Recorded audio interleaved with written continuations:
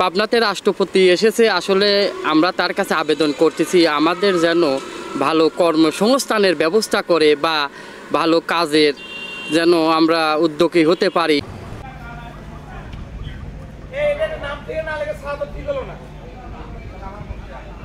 রাষ্ট্রপতির কাছে আমরা একটা সুখী সমৃদ্ধি বাংলাদেশ চাই। আমাদের যেহেতু হোম ডিস্ট্রিক্ট পাবনা, আমার ডিস্ট্রিক্ট একবারে দুর্নীতিমুক্ত এবং ইসলামী শাসন চাই, এটাই আশা করি।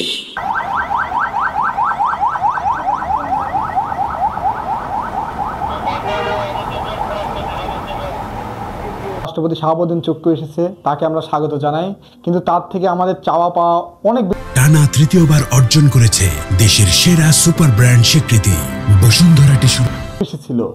আপনি লক্ষ্য করবেন কিশোরগঞ্জে যে আমাদের আগের রাষ্ট্রপতি ছিল, সে কিশোরগঞ্জের চেহারাই চেঞ্জ করে দিয়েছে, কিন্তু আমাদের রাষ্ট্রপতি বারবার ঘোষণা বা আমাদের পাবনা উন্নতি করবে ঘোষণা দিয়েও আমরা আমাদের প্রত্যাশা অনুযায়ী কিছু পাইনি।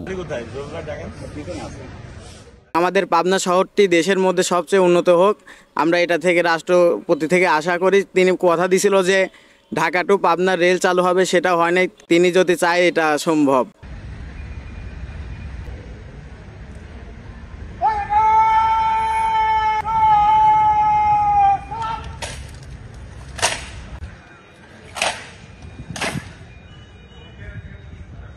ঢাকা টু পাবনা ট্রেন চালু হবে, কিন্তু এখনই তা হয়নি।